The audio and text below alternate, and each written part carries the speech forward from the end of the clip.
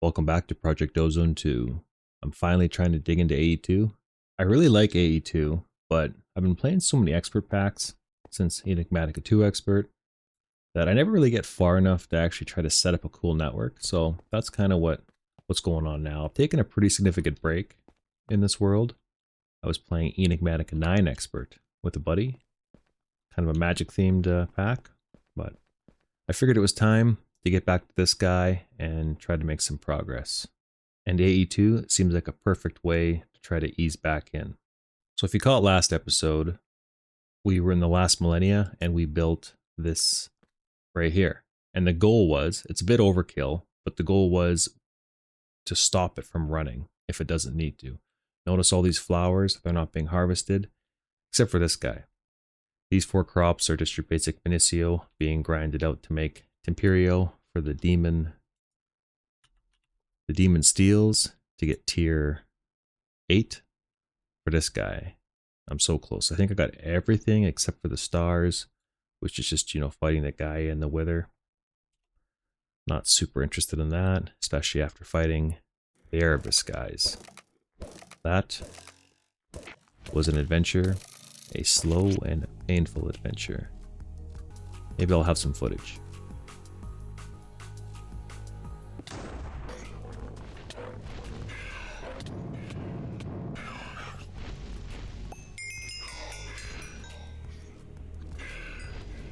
If we hit the tool belt here, remote orderer, we are still using logistics pipes. So to avoid having to flip back and forth to the overworld, I got a requesting table here that I can at least request items. It auto-crafts most of my stuff for me. And again, it's just a small little network with a ender chest. So my main system is still logistics pipes. If I want to look at essences, we can see all this stuff that is on my AE2 network here in the last millennia, even though the whole logistics pipes network is in the overworld. And that basically happens through, you guessed it, the ender chest, doing all the heavy lifting. The system connectors linked with these 2 cards, one on each end. So basically, if I want items, like essences, to craft stuff, LP will talk to this provider and say, hey, anything in this inventory, this chest here, is how I like to think about it, send it to me. So because this provider is hooked up to this interface, it's basically a big chest. But that chest happens to be, the way this network's going to be, is my entire system. And to try to stay organized, I'm trying to do some weird stuff with AE2. And if you're familiar with AE2, it's not going to be weird. We'll see how it goes. It's kind of coming along okay, but it's a little quirky at times. And it also doesn't help that some of the mods that I need are a work in progress. They're not actually complete, considering this is 1.7. 10 in 2024. I don't think they're ever going to get completed. I'm looking at you extra cells. Let's talk about the subnet. Also, real quick, colors. So Fluix, the basic Fluix cable here is kind of what I consider my main net in that room over there. And then anything that's got a color is kind of supposed to signify a subnet. And we'll look at the actual connections and all that later. But for now, this is my ore processing area. I am making oxygen and hydrogen from these 4 separators. I don't think I've thrown upgrades to any of this stuff now, but because I'm so slow setting up the network, I don't really care about the upgrades because speed doesn't matter to me.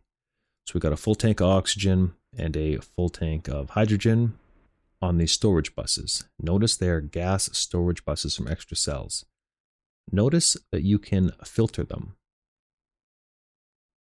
See, they're filtered. They don't need to be because it's a tank, right? It's only going to hold one type of gas. But check this out. I had this drive here, and I was like, oh man, I'm gonna partition, water on this fluid cell with my little bench here. Look at that. And I figured I'd do the same with gas. These gas cells. Well, it doesn't work. If you try to filter it, it just doesn't work. So I can't use drives. I actually have to use tanks and storage buses. And from what I found on Reddit, that just seems to be it never got complete, which is, it's usable, right? It's just unfortunate. So that's fine. We're making this mechanism stuff to do our ore times 5ing. Basically, we're going to export in, sulfur, which oddly enough, the sulfur is being crafted from our essence up top, our sulfur essence. So it goes through, does its thing. We're going to store in sulfur trioxide. I think it's red stuff. We look at the storage bus. Yeah. And then we got sulfuric acid, the stuff we need. So our ores, where do our ores go? Oh, yes, yes, yes. So this is just making me sulfuric acid. And we store it. So what happens over here, so we say, hey, we want to use that sulfuric acid, and we export it to the dilution chamber, where I can put in certain types of ores, ignore the missing colors or textures, and then I just have to kind of carry on the 4 or 5 more mechanism machines for each line. I doubled it. I might triple and quadruple it, depending on how much stuff I'm feeding it. But for right now, what I've decided to do is I only care about times 5ing the mana infused ore. I don't really care about iron and gold because I have that stuff in essence form. So I might strictly do all this work just to get mana infused ingots, which again is for AE2. Because I plan on going ham with making all kinds of components, and they're just costly. Ooh. I forgot about that. That's not even automated. I just have a surplus of those.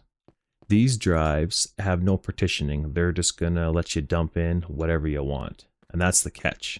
We need to make sure this little subnet, this little inventory, doesn't have junk from, let's say, an essence farm pouring into it, filling up my drives. I want those essences to only go to the cells, the drives that I partitioned over there. That's what this business up here is. But anyways, my laser miner sends ores to the chest. It goes into this terminal. And the way I have this set up right now is this terminal can see my main net as well as the inventory in itself. So I can pull this stuff out, but I can't put it back in. That's actually a lie because these aren't partitioned. If I do that, I'll break things. Ignore what I just said. Maybe if I pull it out, I can just trash it. Keep things nice and organized. So what do we got here? So purple is my main net. And you know how you throw a storage bus on a drawer controller from storage drawers, and then you can see the whole inventory and it's great? That's kind of what's happening here, is you throw a storage bus on an interface, and that interface exposes you to this whole network. I like to think of it as a chest. So if I disable, no, I want that one. But this guy here is the opposite direction now. Now we're doing a storage bus, and the red system is seeing the purple system as a giant chest.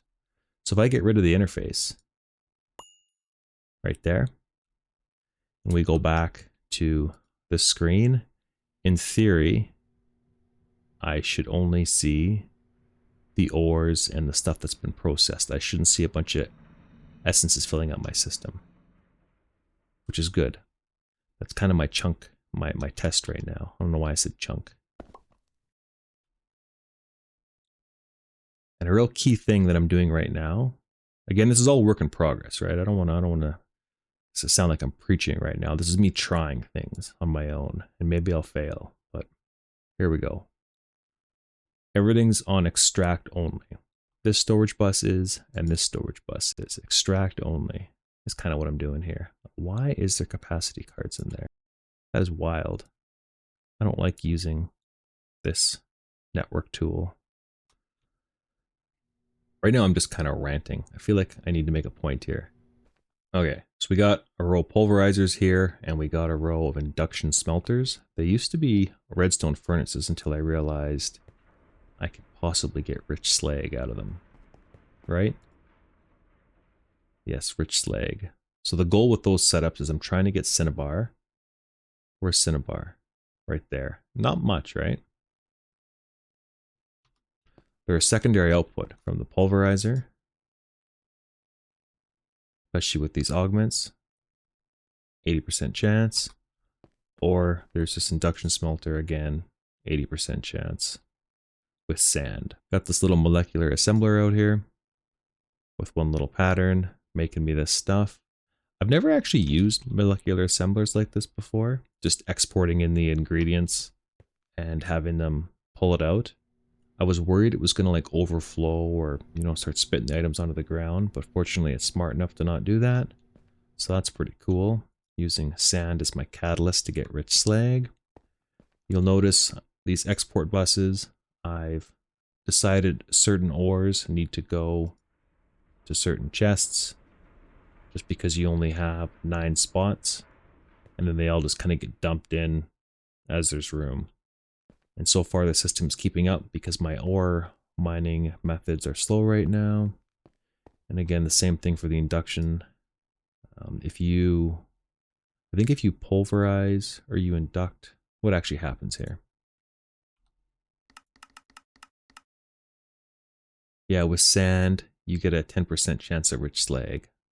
And the rich slag might have a use for me. I think I need it for rock wool, which is like a common crafting ingredient for some stuff later on. So I'm just trying to be efficient here. And of course, when the items get pulled out, they get dumped back into the interface. The interface is on the red network. So all this stuff is only really filling up these drives. It allows me to walk by to kind of see, you know, what's happening. I can disable a storage bus or an interface there if I need to kind of, you know, troubleshoot what's going on here. This network here, again, we got the gas terminal and the fluid. Oh, look at that, water. We can see the water because it is right. I guess there's a water storage bus right there. And then the gas.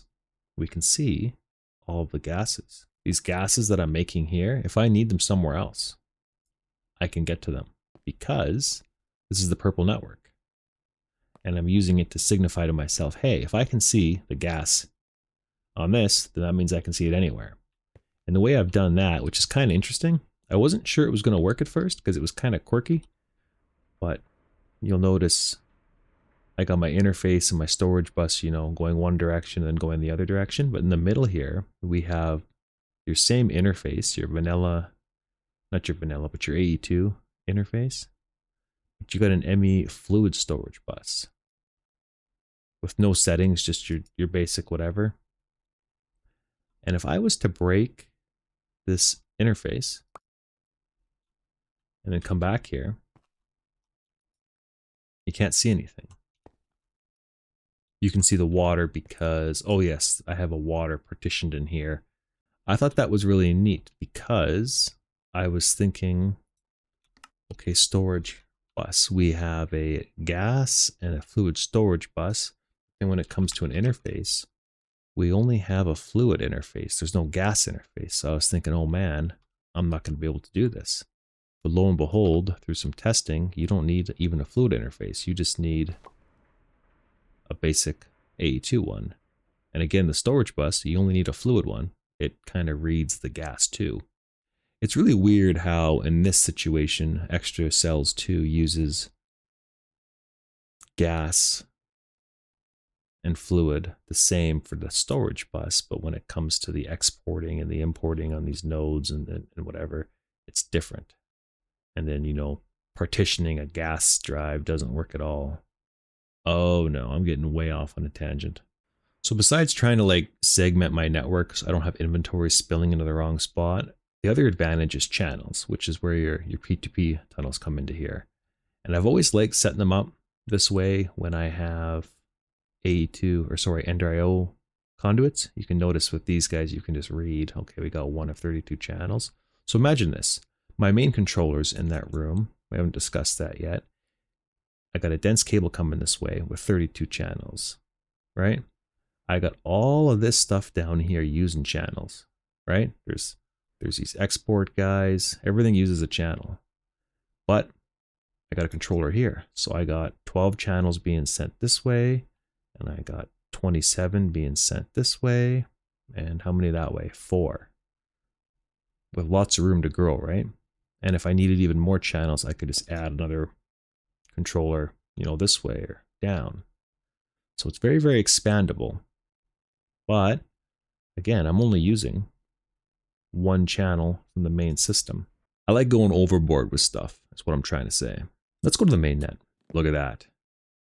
Turns out these controllers are expensive. Now, not super expensive. Most of the stuff's easy for me to get. I even automated this kind of jazz, which is really nothing, right? This guy's a little pricey. I gotta be careful because this system I need to improve. It always plugs up on me. Now, how to talk about the main net. Let's go up. Let's go up to the first network I built for my Essence farm. My first controller. We got a P2P tunnel and a P2P tunnel going to the north direction, and then another two going to the south direction. And I kind of went over this, I think, in detail last episode, so I'll try to cut this short. All I have to do is bring a cable up from down here and subnet it with a storage bus and the interface. So now this network that was my first is no longer my main one. It just switches to being this guy. And again, the storage bus on the purple side is basically treating whatever was over here as a drawer controller. My storage drawer example.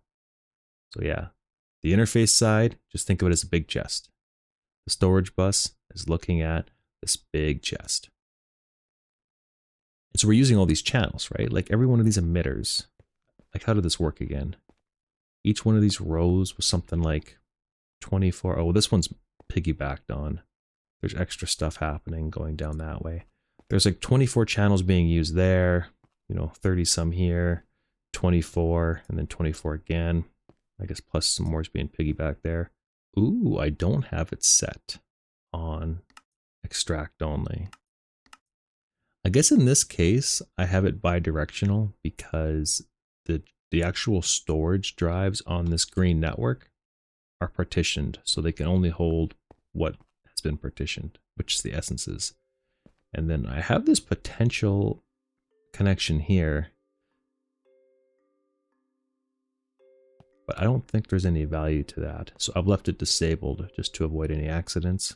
I find it very weird trying to explain some AE2 stuff, advanced concepts, or what I consider advanced anyways, because you gotta assume the person watching has a bit of a reference, because I'm glossing over a lot of stuff. But at the same point, I'm not an expert myself, so I'm probably saying a lot of really dumb stuff.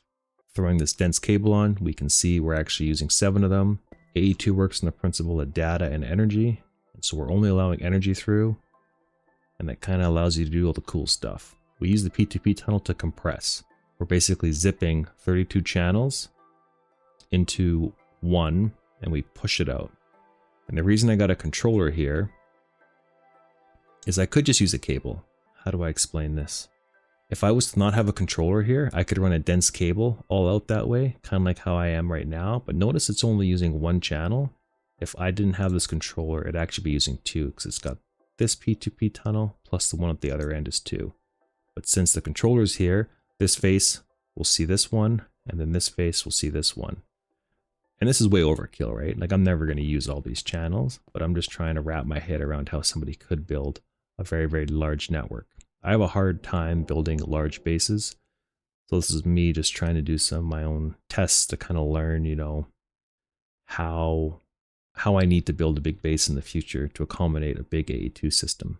So same thing, I'm sending channels this way.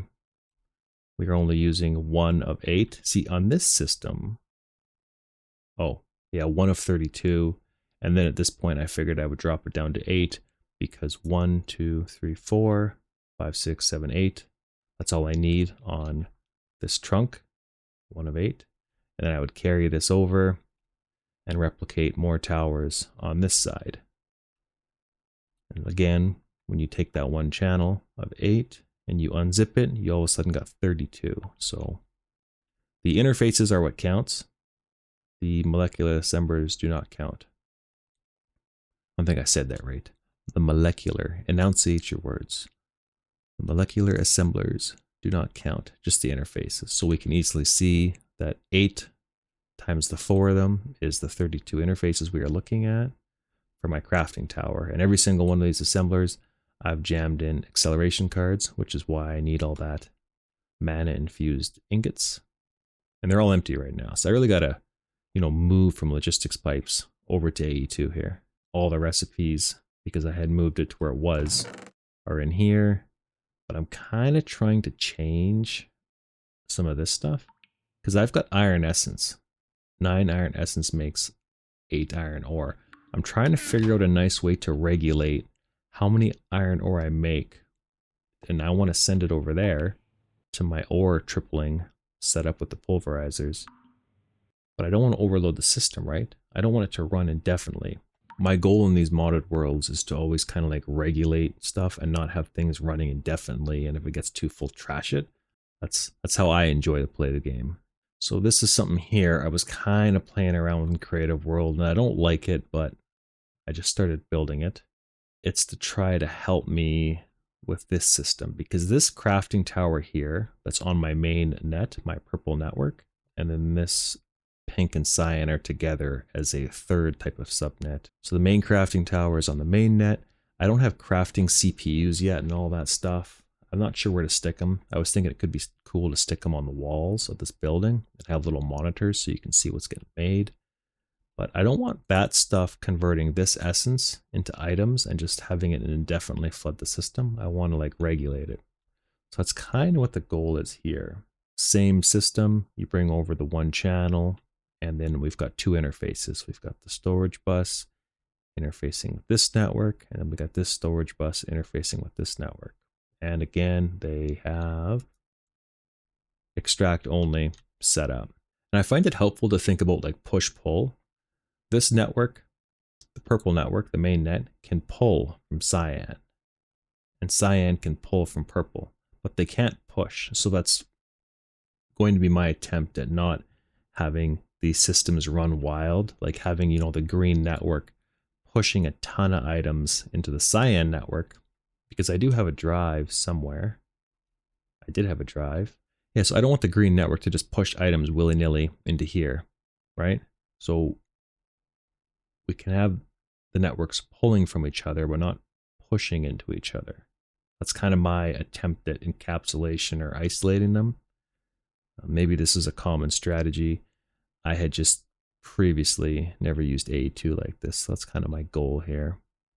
So we got a drive, and then we got 16K. Oh, we got two of them. Craft those, get out the old storage bag. We got the drive, 1, 2, boom, boom. You know, I could probably just stick this for the time being, like right here. And if we slap these in, we wait a second. Hopefully we don't see items spilling in, and we don't. So that tells me it's perfectly isolated from other areas for the moment. We got our crafting box, our crafting tower, and we've got our crafting processors on this subnet,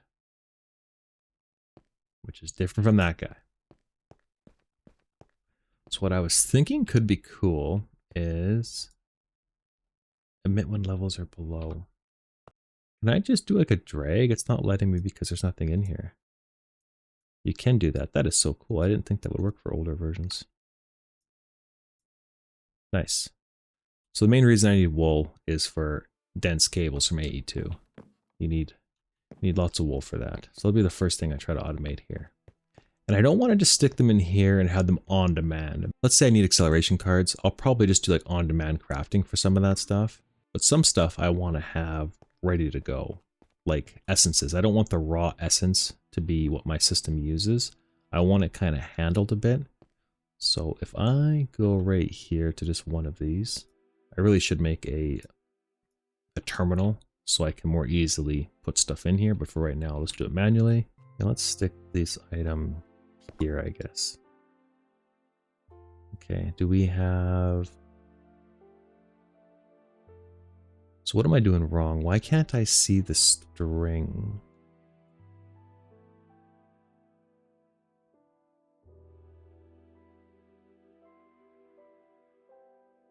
We're using 8. 8 of 32. But we're using 3 times 4 is 12. So it can't see its friends. Gotta beef it up a bit, I guess. Hopefully this should work now. Okay, yes, we can craft string and we can craft wool. So if I ask for one of those, that is super cool. And again, if we come to the drive here, we can see we actually have 129 bytes used.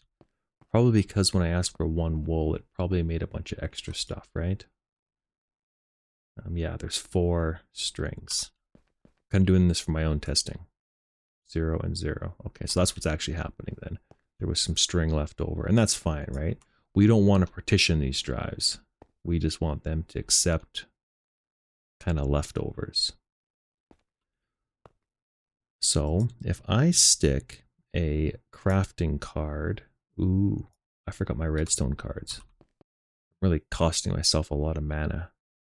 So I want to have a redstone card here, and I want you to be active with a signal.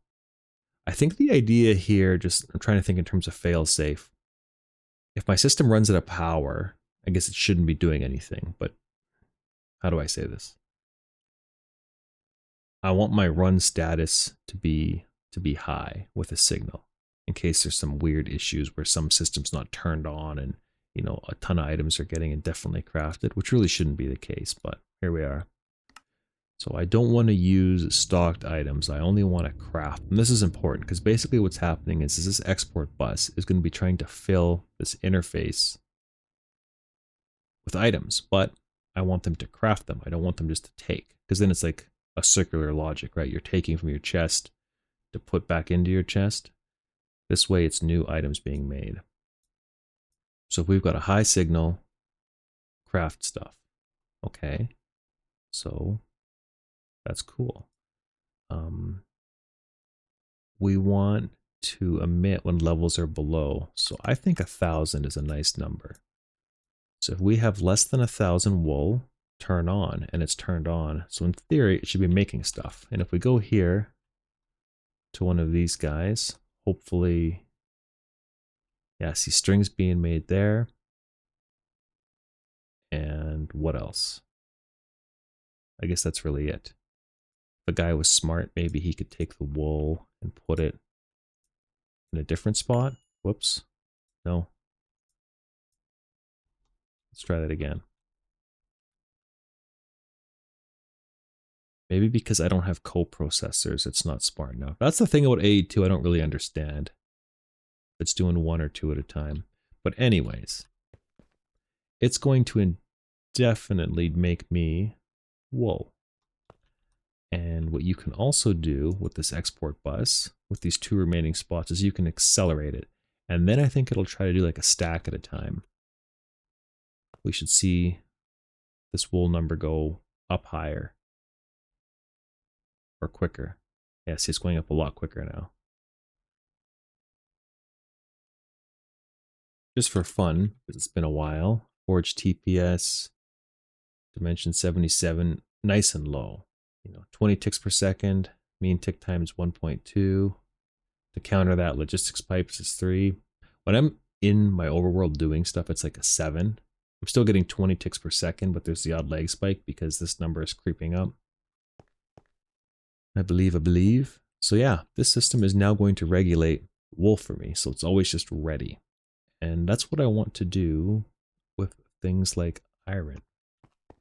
You know what I should actually do for once? Is to talk about a video comment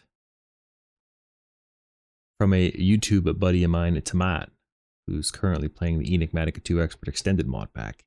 He sent me a link to an old video that somebody had done on how to make a cascading disk drive network for AE2. I should link to that video or put like a something to it in the Discord. Not the Discord. I can't even talk. The video description.